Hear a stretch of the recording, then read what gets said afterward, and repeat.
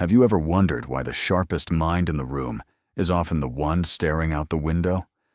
Why does sheer brilliance sometimes walk hand in hand with constant distraction? It seems backward, doesn't it?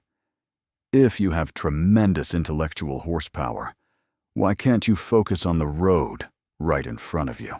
Maybe you are a student who knows the material better than the teacher, but your 50-page final paper sits untouched because you suddenly decided you need to learn how to speak ancient Greek. Or perhaps you are an entrepreneur with 3 amazing business plans, yet you spend your weekends researching how medieval clockwork mechanisms function. Today, we are diving deep into the fascinating struggle of the highly intelligent mind. We are going to meet a young man who faced this exact dilemma and felt like his own brain was betraying him. While we listen to the story, we will also learn some new words. Words like cognitive sprawl, which means the unchecked expansion of your mental energy, and mental bandwidth, which describes the total capacity of your brain to process information at one time. Our story begins in the beautiful, crisp autumn air of New England, at the grand old Ivywood University.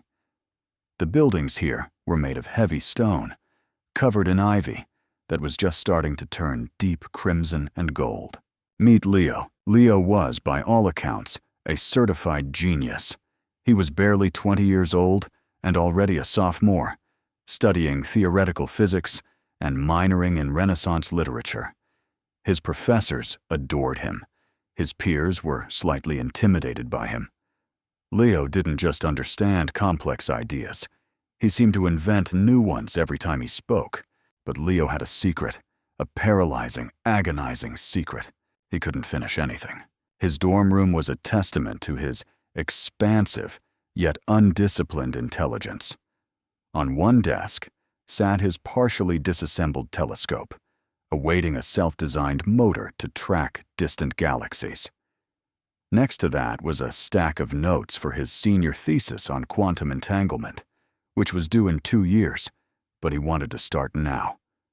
Across the room, leaned against the wall, was a canvas covered in abstract expressionist paint that he had started last Tuesday because he felt the need to understand color theory. His primary conflict, the thing that brought this beautiful chaos to a head, was Professor Albright's capstone seminar. Professor Albright was Leo's mentor and the head of the history department. He was a quiet man with silver hair and eyes that seemed to hold centuries of wisdom. The assignment was simple. Write a 20-page analysis on the economic impact of the American Civil War. Leo was more than capable. He could have finished it in 2 days, but his mind was too fast, too efficient, and too broad. Every time he sat down to research cotton exports, his mind would take the data and immediately jump. Cotton exports were tied to global shipping lanes. Global shipping lanes require advanced navigational techniques. Navigation requires mathematics. Oh, wow. Did you know that the ancient Greeks developed a different system for calculating latitude? I must study that right now. 4 days before the deadline, Leo had 7,000 words written about Greek astronomical calculations, 0 words about the Civil War, and a debilitating sense of failure. He finally went to see Professor Albright, shuffling into the professor's office. The room smelled of old paper and pipe tobacco. Leo looked utterly defeated. "Professor," Leo said, sinking into a leather armchair. "I think I'm broken." Albright put down the heavy book he was reading, his gaze steady. "Broken, Leo? Why do you say that?" "I can't focus," Leo admitted, hanging his head. "I have all this potential energy. I have the ideas. I have the speed. But I keep bouncing off the assignment. I am supposed to be researching Reconstruction policies. But last night, I spent 4 hours learning how to program a computer to write poetry in the style of Edgar Allan Poe. Why can't I just do the thing I'm supposed to do?" Professor Albright smiled gently. "You think your problem is a lack of focus, Leo. I think your problem is an excess of connection." Leo frowned. "I don't understand." Imagine your mind, Leo, as a river, the professor began, leaning forward. Most people's minds are like a river that starts high in the mountains and flows directly to the sea. It has a single, powerful current. When it reaches the sea, it achieves its goal quickly and efficiently. He paused, letting Leo absorb the image. Your mind, Leo, is not a simple river. Your mind is a massive, highly efficient delta. You have far more water, far more energy than the average person. Your mental bandwidth is enormous. But as soon as your river of thought hits the flatlands of daily life, it splinters. Albright gestured expansively with his hands. It splits into 100 different channels. Each one is fascinating. One channel goes off to poetry. Another rushes toward astronomy. A third snakes toward the history paper. The sum total of water is immense.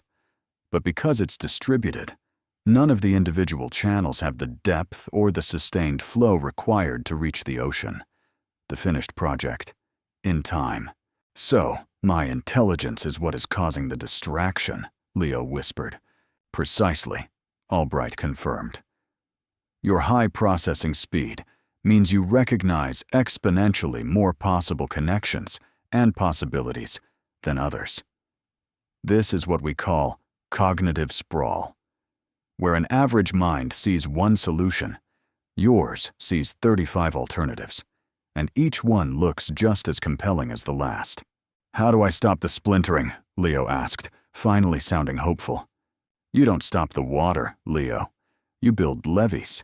You choose which channel, which direction, you will reinforce and pour all your immense capacity into. You must intentionally narrow the field. You have to sacrifice 3 good ideas for the sake of one completed great one. This was the turning point. Leo realized his problem wasn't laziness or lack of ability. It was the sheer volume of brilliance flooding his brain. He went back to his room. He packed away the telescope motor. He covered the paint canvas. He deleted the program for the Edgar Allan Poe AI. He looked at the history paper. He built his levee. He spent the next 3 days forcing his vast intelligence to serve one master, the Civil War analysis. But he didn't stop being Leo. Instead of simply writing a dry paper, he applied his high-level systems thinking.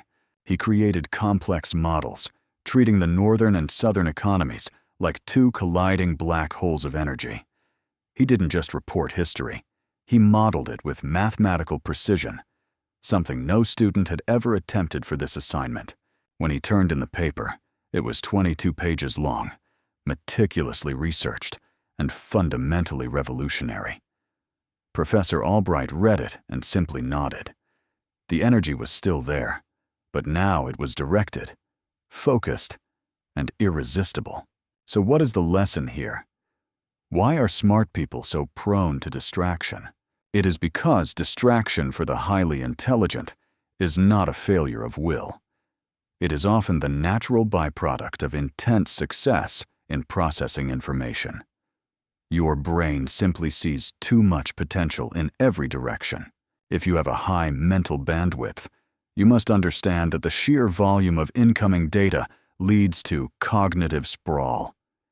You must actively manage your attention, recognizing that every tangent your brilliant mind offers you is an opportunity to be lost. Intelligence gives you the horsepower, but only discipline gives you the steering wheel. The difference between genius and effective genius is curating your attention. It is the ability to say no to 100 good ideas so that one exceptional idea can thrive. There is a wonderful quote that summarizes this perfectly. Genius is the ability to see one thing and hold on to it. Leo didn't become less intelligent. He became more selective. He learned that focus is not the absence of possibility. It is the commitment to a chosen possibility.